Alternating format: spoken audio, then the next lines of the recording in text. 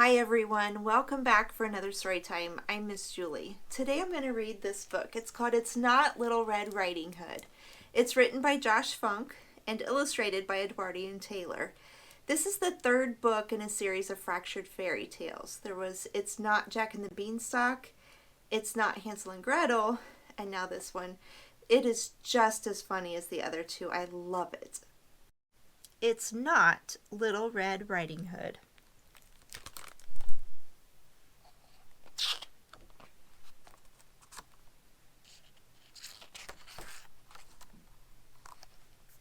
Once upon a time, Little Red Riding Hood lived with her family in a cottage on the outskirts of the woods.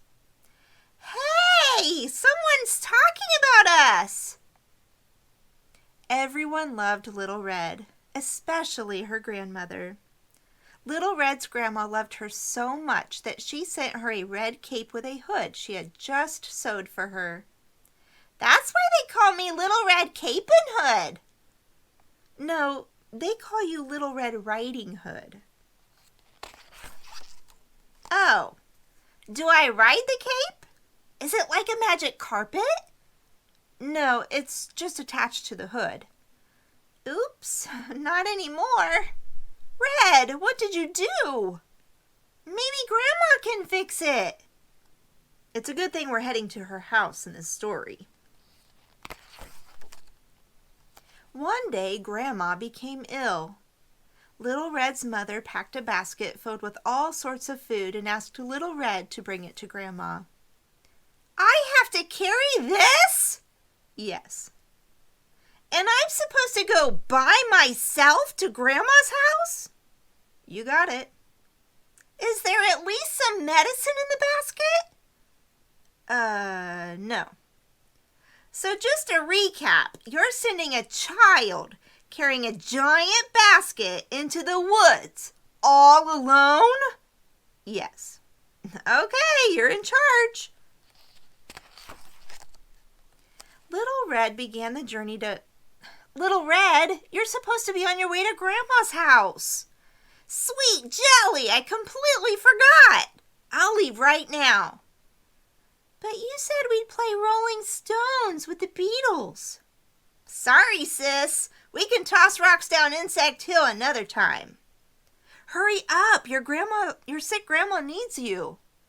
Right. Hey, Little Blue, I'm borrowing your cape and hood, okay? What? You can't wear blue. You're Little Red. Don't be silly. I don't have to wear red just because my name is Red. Look at my mother. Her name isn't Frilly Apron Purple Socks. Yeah, her name is Jennifer Purple Socks. Fine, wear blue. Just get going to Grandma's. Little Red finally began the journey to Grandma's house. Are we there yet? You just left. Grandma lived about a half-hour's walk. A half hour? Yeah, you've been there before, haven't you? Usually we take a carriage, or a horse with a carriage. In fact, I don't think I've ever walked there before. Well, this time you have to walk. I'm not even sure I know the way. It's okay, Red. I'll help with the directions. Okay, phew. When Red was about halfway there, a figure crept out from the trees. It was... Who are you? I be the big bad wolf, of course. You're not a wolf. But look what big sharp teeth I have. You're not fooling anyone, mister. You got me. I'm Captain Hook. The big bad wolf called in sick, so I be filling in. What? The big bad wolf can't be sick. My grandma's sick. Something must be going around. Look, I'm doing the wolf a favor. Villains can be nice sometimes, too. What exactly do you mean by villain? Let's just move on. So the big bad Hook... Oh, I like that name, matey. Asked Little Red where she was going. I'm taking this basket of food to my sick grandma. She lives just a bit farther into the woods. Aren't you kinda young to be traveling alone in the dark and dangerous woods? Nope, I double-checked. That's when the big bad Hook had an idea. I know. I'll steal the basket of food and have it all to myself. No, your idea is to distract Little Red by suggesting she pick some flowers for her grandma. I can hear you, you know. Red, why don't you go pick some flowers for your grandma? So just to recap, you want me to wander off into the woods when you know I don't know my way around? Yes? Sweet jelly, as long as we're on the same page. Now, Hook, you sneak over to Grandma's house. And I steal from the grandma. No. You eat the grandma and then pretend to be the grandma and eat Little Red for dessert. Oh, there. I did not agree to people eating.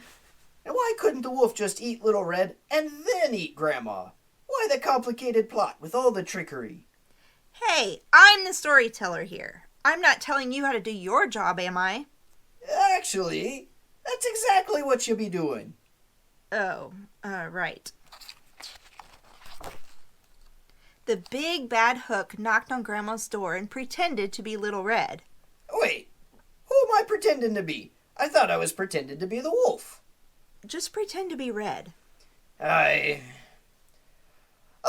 matey. I'm Little Red... What's-her-face? I brought you a basket of... Oh, come on. You're not even trying. How's this? Let me in or I'll huff and puff and I'll blast you to smithereens. Forget it. Just go in and do what we discussed. A short while later, Little Red gingerly stepped into Grandma's house. She whispered, "Grandma, I'm here!" That's not a whisper. Oops, sorry. I was excited to see her. Grandma, I'm here. Little Red walked over to Grandma's bed and noticed something was different about her. That's not my grandma. That's the pirate dude from before. Red, will you please just play along? Oh, sorry. Thanks. I'll tell you exactly what to say. Little Red saw her grandma's ears and said, "Grandma, what big ears you have." "Grandma, what big ears you have!" That's not a very nice thing to say, Missy. Good job, Red. Now say, "Grandma, what big eyes you have." "Grandma, what big eyes you have!" I think I'm getting the hang of this. You know, it's not polite to comment on someone's personal appearance. Great, Red. Now say, "Let me try." "Hey, Grandma, what happened to your teeth? They're all gold and yellow and missing." Now you're just being rude. Kya! Am I too early? Who are you? I'm the woodsman. I'm here to rescue Little Red and Grandma. Woodsman, what a big nose you have. Okay, that was a lie. I'm Pinocchio. Let me guess. The woodsman called in sick? Yes. Now I must battle the fake Grandma. Stop battling. There's no battling in this story. They're clearly battling. Oh, hi, Grandma. Grandma? Hook? I thought you ate Grandma. She was feeling better and offered to make ice cream sundaes. We both agreed that ice cream sundaes are much tastier than Grandma's. He's right. Grandma's sundaes are delish. Ugh. I bet this story ends with Grandma opening a restaurant. Sweet jelly! That's a great idea! Grandma, you should totally open a restaurant. Enough!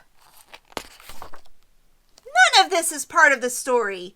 Grandma isn't sick in bed. There's no wolf. No one got eaten. Little Red isn't even wearing red. Everything is ruined.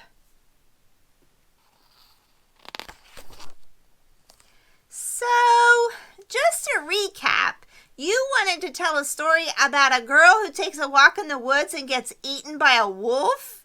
Exactly. But instead, the story featured a pirate, a puppet, a fierce battle, a healthy grandma, delicious ice cream, nobody dying. And you're upset about this? Well, when you put it like that, it doesn't sound so bad. Trust me, this story got a lot better when the ice cream arrived. Welcome to Grandma's Ice Cream Shop! I guess you'll all live happily ever after now. Who knows? I'm just a kid. I hope to have a lot more adventures in my life. So maybe this isn't the end? Exactly! Maybe your next story is starting right now. You got any food that might distract a big bad wolf-like creature? Little John, let us buy some of this deliciously rich ice cream and give to the poor. The end.